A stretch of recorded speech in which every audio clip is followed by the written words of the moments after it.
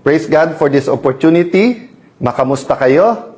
Thank you sa lahat ng nangangamusta, lalong-lalo po dun sa mga nagpe-pray, nag-encourage. At kahit sa inyong mga nagre-criticize, importante sa ating demokrasya na kung tingin yung tama ay mag-encourage at kung tingin yung mali ay mapakinggan namin ang inyong boses. Kaya nga starting today, pipilitin namin na hindi lang po ako nagsasalita, kung hindi nakikinig ng mabuti kami sa inyo. So sa comments po, kung may mga questions kayo, unlike before po na ako mismong may hawak ng phone at kapag ka nagla-live, binabasa ko po. But ngayon po, ililista po namin and then in our next broadcast. We're also inviting groups, not only those who are supportive, those po na hindi naniniwala sa ating mga paninindigan, student groups, teachers groups, mga healthcare, we're willing to sit down with you in private or with Facebook at pag-usapan po natin ang mga issue sa ating lipunan. Why do we start out by praising and thanking God? Because we are here for one reason. Because we are God's creation and because God has a purpose sa ating buhay. So let me start out with that, no? Sa aking pagbabati sa lahat sa inyo, sa Luzon, Visayas, Mindanao, sa lahat ng ating kababayan, lalong-lalo na po sa ating mga OFWs na grabe po ang sakripisyo, lalo po sa mga panahon ngayon ng krisis. Sa aming pagbati sa inyo, obligasyon po namin na magtrabaho. So the last few weeks, napakinggan nyo yung word na work or parating sinasabing trabaho, trabaho, di ba? Tapos yung iba, kasi actually, kung pumunta ako sa Senate yesterday at tinanong ako, Sir, are you going to work? Or Sir, magtatrabaho ba kayo? Ang isasagot ko sa kanila kasi, mali ang tanong nyo eh. Bakit po? Never naman tayo tumigil sa pagtatrabaho. From May 11, when we were elected as Senate President, until yesterday, when we were replaced as Senate President, hindi naman tumitigil ang pagtatrabaho. Ang question, anong trinatrabaho natin? What is our work? Siguro, if I may use a term, nation building. Yan kasi maiintindihan ng lahat, nation building. Pero babalikan ko muna yon. There was a time sa Bible po na, alam niyo naman po, nung araw, ang pagbibiyahe ay, meron na rin po silang mga vapor nun or mga bangka. Pero of course, ang most na biyahe ay mga kabayo, donkey, may gumagamit po ng camels, but most people, they walk, di ba? They walk. That's why nga po ang mga Hudyo, pagkapapasok po sa isang bahay, ang paa ang huhugasan, kasi sandalyas, di ba? Wala pa namang on, Nike, Adidas, Puma, noong mga panahon na yon.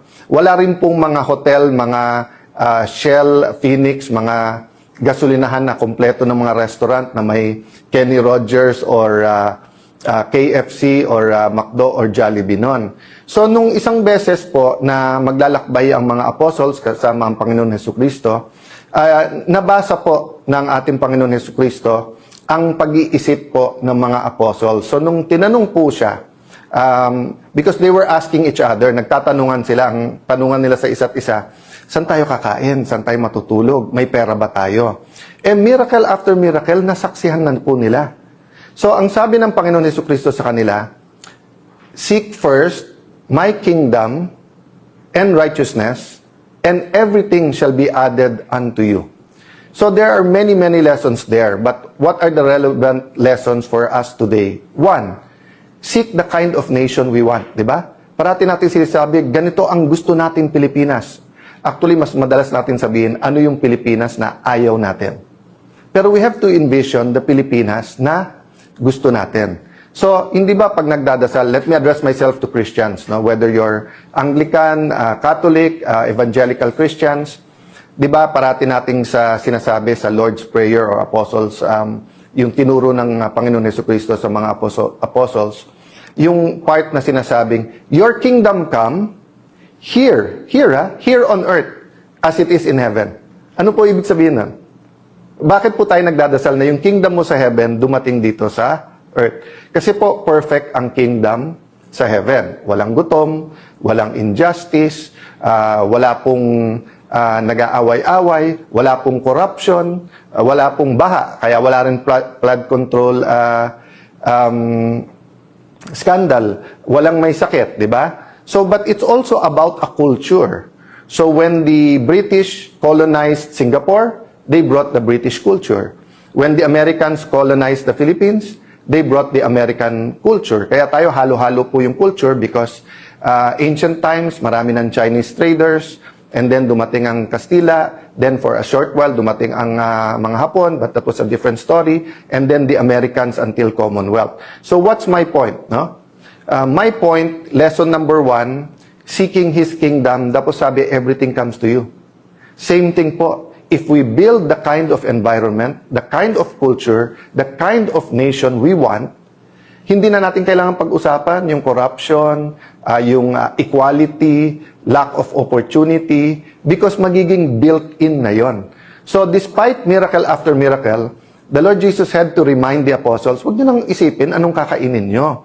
Huwag nyo nang isipin saan tayo matutulog. Huwag nyo nang iisipin na mapapagod ba tayo, saan tayo magpapahinga. Ang isipin nyo, ang kaharian ko at sino ako or yung righteousness ng Panginoon. So, I am constantly reminded, despite po na nagro-rotation po ang bagong 13 o bagong majority sa pag-criticize, I have to keep on message.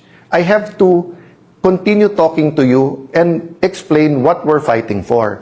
Let me read this and let me ask you if it resonates with you, no? So, syempre, pag nag-survey, halimbawa tayo ngayon, tapos inisa-isa, anong klaseng Pilipinas ang gusto nyo? Anong napipicture nyo? Siguro the easiest way to say it is some will say, Sir, parang Singapore. Sir, parang Japan. Sir, parang Switzerland. Depende kung anong napuntahan mo or nakita mo, di ba? What do you think of this? We, the sovereign Filipino people, imploring the aid of Almighty God, in order to build a just and humane society and establish a government that shall embody our ideals and aspirations, promote the common good, conserve, develop patrimony, and secure to ourselves and our posterity the blessings of independence and democracy under the rule of law and a regime of truth, justice, freedom, love, equality, peace, do ordain and promulgate this Constitution. So yun, medyo sa umpisa at saka sa dulo, giveaway kasi hindi po to nilikha lang ngayon or sinulat or hindi to chinat GPT or hindi to yung parang survey. Kung hindi ito po yung preamble sa ating 1987 Philippine Constitution. Diba? Ibig sabihin po, ito po ang attempt na i-articulate kung anong Pilipinas ang gusto natin. Can I highlight for today? 1, the aid of Almighty God. So dun po sa inyo naman nagsasabing, wag nating isama ang usapin Diyos o ang batas ng Diyos sa batas ng tao o gobyerno. Hindi po, mismong konstitusyon natin sinasabi in the aid of the Almighty God. I agree with you if you say na wag natin sabihin ang Diyos kampi kami sa amin or kampi sa inyo o kayo, demonyo kami. Ganito. I agree with you kasi nga dapat we're on God's side. Hindi dapat nating claim na God is on our side, di ba? But yung salita ng Diyos ay importante. So that's number 1. Number 2, malinaw na malinaw dito. Rule of law, ibig sabihin po, hindi tao yung masusunod kung hindi batas, di ba? At nakalagay din po dito yung sinasabing regime of truth, justice, no? So ibig sabihin po, kailangan maghari ang katotohanan. So let me go to a new word, cover. Cover. What does it mean to be covered or to have cover? Diba? So sa libro, yung cover, yun yung ibabaw. Pero halimbawa, sa ating mga Kristiyano ulit, mga kapatid nating Muslim, Assalamualaikum, let me use the biblical principles and talk a little bit about what is close to my heart in what I've learned dun sa biblical principles. So halimbawa, sa mga Kristiyano, hindi po ang ating sariling gawa or hindi tayo worthy na ma-reconcile sa Panginoon. Pero paano yon? May utang tayo, may kasalanan tayo. We are covered by the blood of Jesus. You are covered, di ba? So, pag sinabi kong, halimbawa, George, in advance mo 3 months na sweldo. Sir, sabi mo last time, pag nag-overtime ako ng etong habang SP ka, covered na yung utang ko. Di ba? Bayad na yon. So, napaka-importante po ng word na cover. Okay. Having said that, ano po ang ibig sabihin pag sinabi natin na ngayon na recovered? Ibig sabihin, na-cover dati, nawala, nire-recover mo. Diba? So for example, during the time of President Aquino and the first half bago nung pandemic, President Duterte, napakaganda ng ating ekonomiya. Nagkaroon ng economic recovery. Diba? Na-recover. Nag-recover ang ating ekonomiya. But simula nung pandemic, nagka-problema, and then gumanda-ganda after the pandemic, then ayun, sunod-sunod.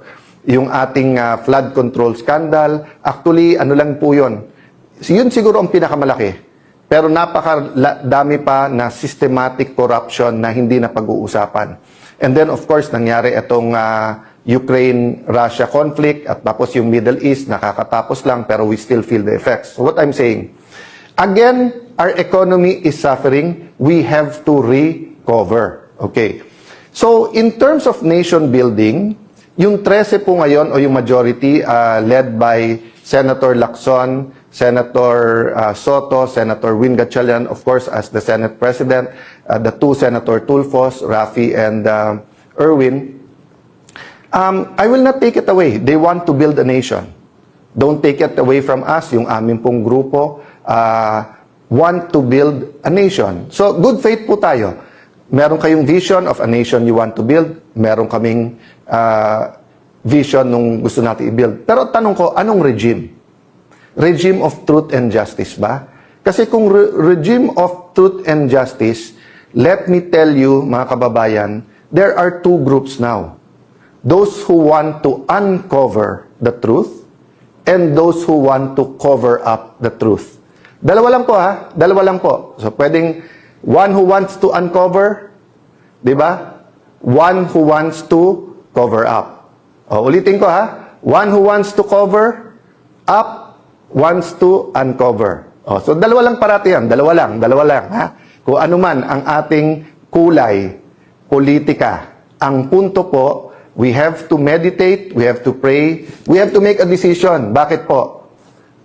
Mali-maleta ang reward kung ikaw ay para dun sa cover up. Pero, napakalaki ng mga consequences. Kaso, bashing, tatanggalan ka ng kung ano-ano. Basta, ipafile lang ka ng cyber libel kapag ka ikaw ay for uncovering the truth. That's just the nature of things. Whether you talk about organized crime, whether you talk about slavery, whether you talk about all the injustices in the world. Those who want to keep the injustice, those who want to cover up, usually have the resources. Kasi kumita sila doon eh. Di ba? Nandoon yung kayamanan ng mundong ito eh. But those who want to uncover the truth, to reveal the truth, di ba? To show the truth. So why is this important? Because, for example, we're an agricultural country, di ba? Gusto natin hindi lang to produce our own food. We're an archipelago, pero nag-i-import tayo ng isda. Nakakakain tayo, pero magsasaka natin, hindi nakakakain. Mga anak nila ayaw na po maging magsasaka kasi walang pera sa pagiging farmer. And there are a lot of good programs, di ba? But, habang ninanakaw lahat ng pera, habang mali-maleta ang pera, habang ang, hindi lang naman flood control, di ba? Pati yung irrigation, ninakaw din yun. Ilan regimes ang dumaan, pati fertilizer, di ba? Tubig ang binigay nung before sa ating mga farmers. So what I'm saying there is that in any home, in any building, in any nation, foundations are important. So kapag ka ikaw ay gumawa ng isang bansa, ang pundasyon niya ay sa buhangin, gigiba yun. Gigiba po yun. Kasi hindi tama ang pundasyon. So kailangan ang pundasyon natin katotohanan. So respond lang ako ng konti, sabi ni Senator Lacson, sayang ang pera. Nung si Alan Cayetano ang Senate President, 700 million ang nagastos. Sabi ko, saan kaya galing yon? Tapos, sabi ko, total, magaling mag-divide. Sila Senator Lacson, very divisive. Dinivide ko. Kasi ang ginamit niya, 28 days daw ako naging Senate President. So, tignan nyo po ha. Multiply muna, multiply. Multiply mo ang 25 million na sinabi ni Senator Win na gastos ng Senate a day, i-multiply mo yon sa 28 days, and, balik rin mo naman, division. 700 divided by 28 days is 25 million. Yun din naman ang ginawa ni Senator Win. Tinignan niya lang yung budget ng Senado, tapos dinivide niya, nakuha yung 25 million a day. So nasaan yung intellectual dishonesty? Nasaan ang pagtatago ng katotohanan? Simple lang po.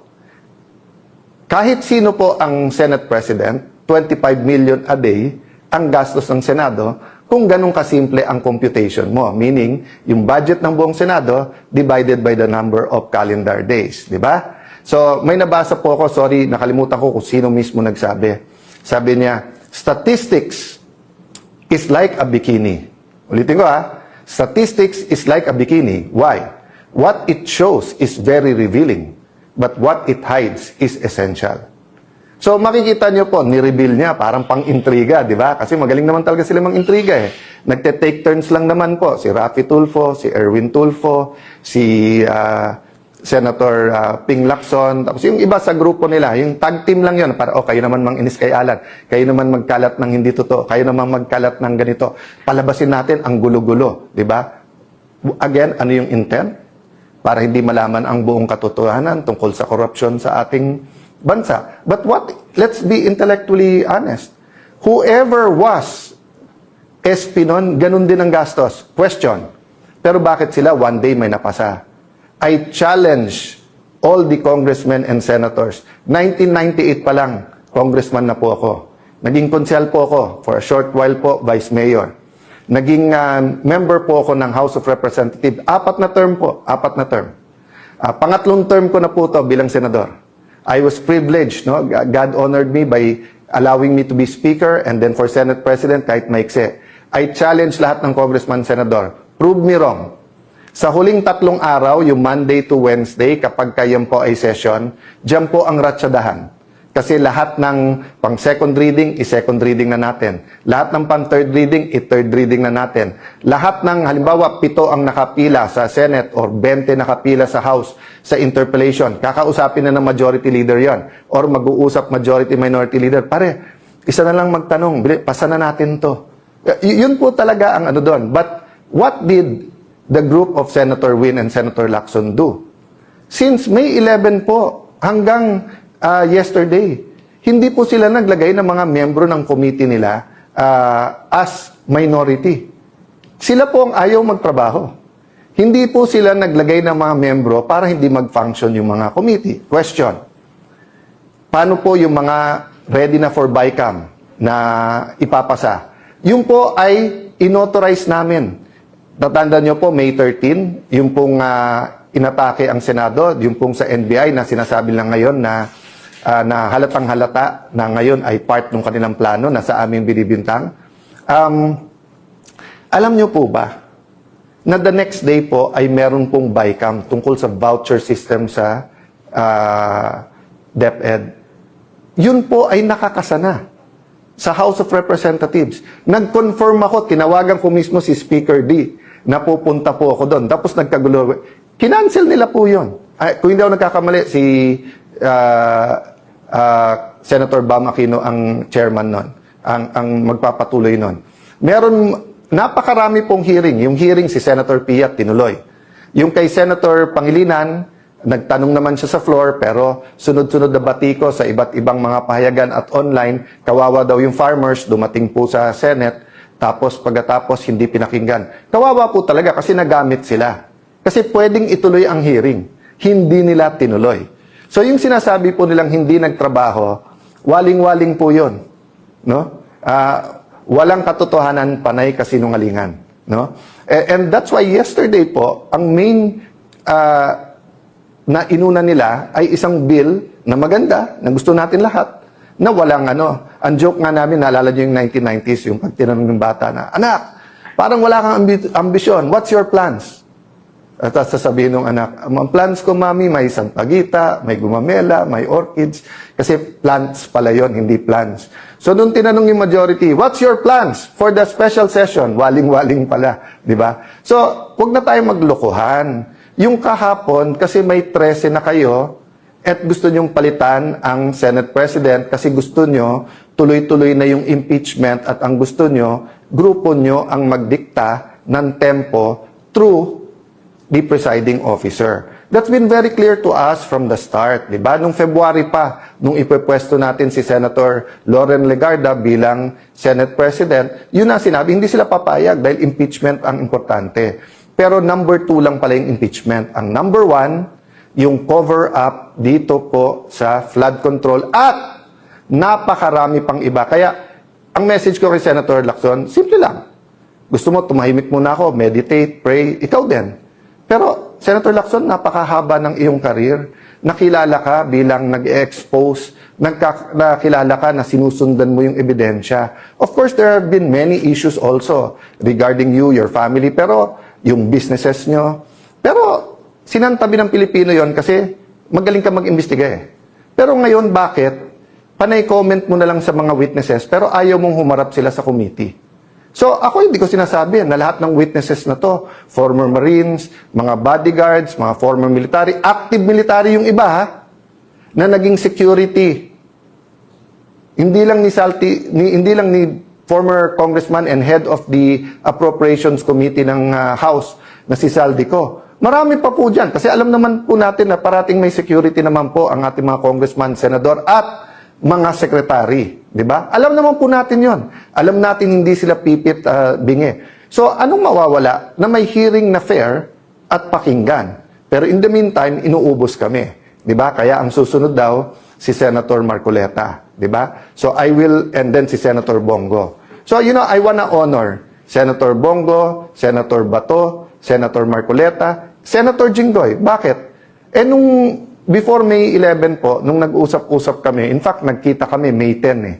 At bago ko mapagharap-harap po ang 12, wala po si Senator Bato noon, nagsabi na po kaming lahat na dadaan tayo sa pagsubok na to at may magsabi na lang pag hindi na kaya. Pero napakarami nagsabi noon, kulong na kung kulong, harapin na natin kung ano to, etc. O walang hiwalayan tayo, grupo tayo. So I'd like to honor those who are in the front line. I'd like to honor those who held out, di ba? But ang problema kasi, nagbago yung laban eh. From just having a platform sa Senate para fair yung ating impeachment, para makapag-focus tayo sa economic crisis, at para lumabas ang katotohanan, nakita na namin kung gaano kalaki ang skandalo at yung corruption na to eh. Ongoing to ha. Yung sasabihin nila na wala nang nakawan ngayon, tell that to the Marines. Nagbabago lang. So, I don't want to take up much of your time today, and I don't want to answer each of the issues in a way that will effectively conflict or confuse us, di ba? So, kung sinagot ng Panginoon Jesucristo yung mga apostles isa-isa, o ikaw, anong pagkain ang inisip mo? O ikaw, saan matutulog?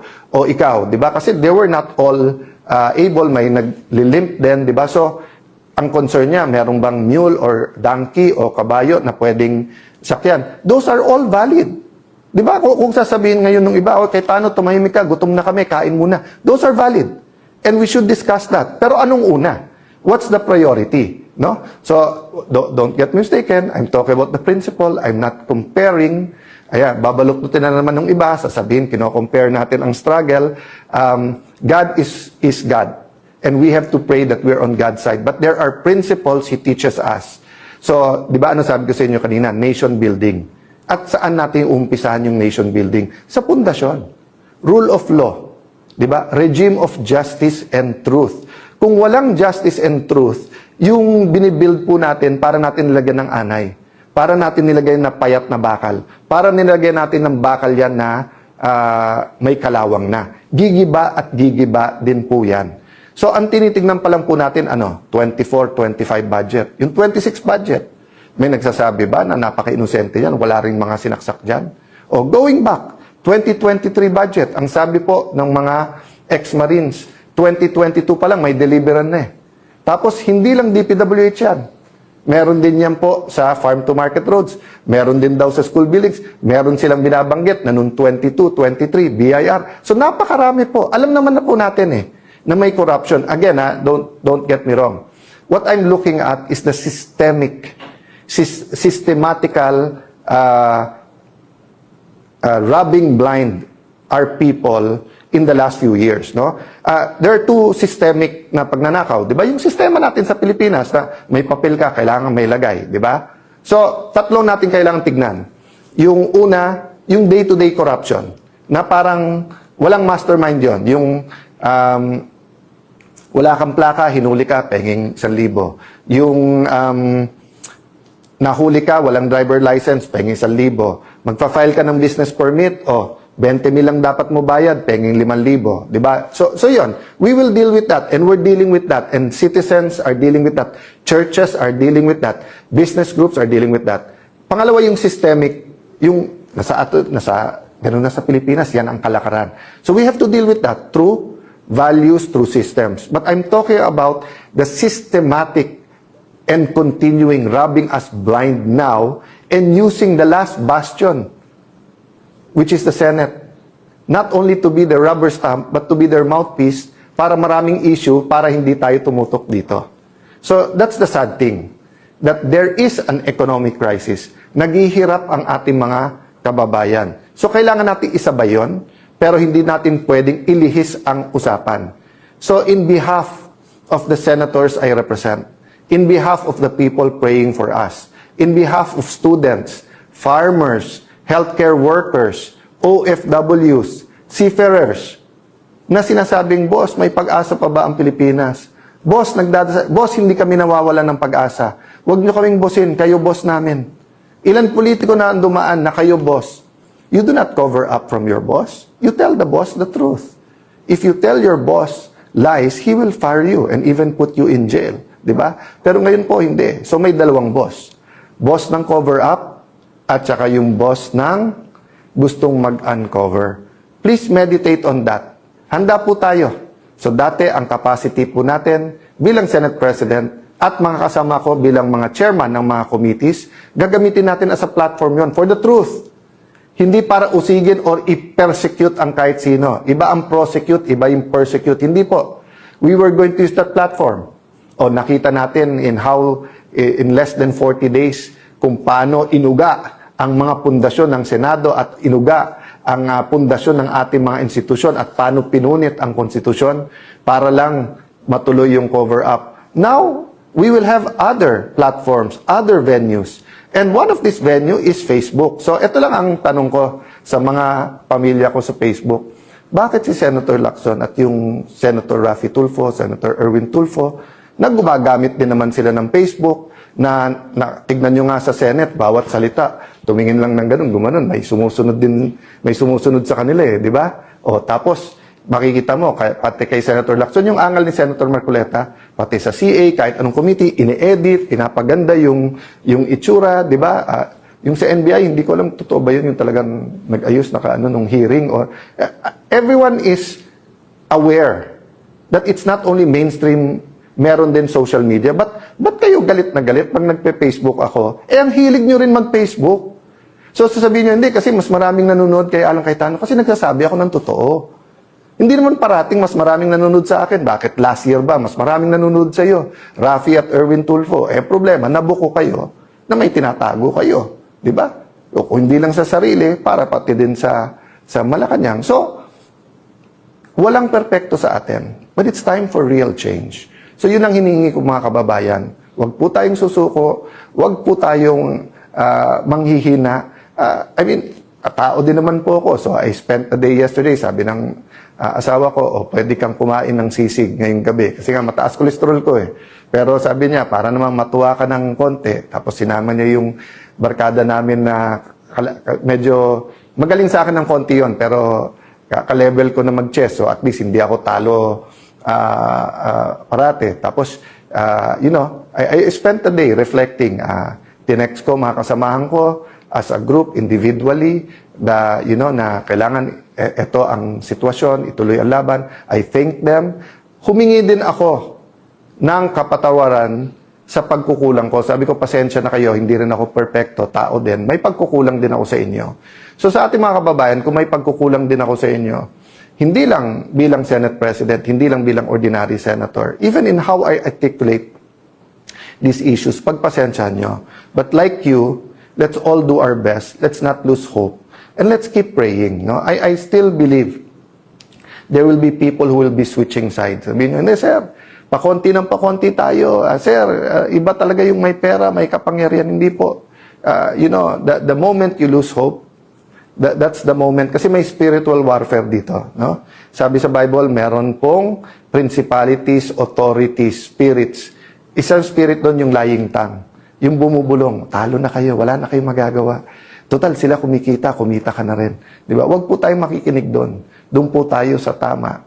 Let us build this nation we love. And let us serve the God we love. God bless you po.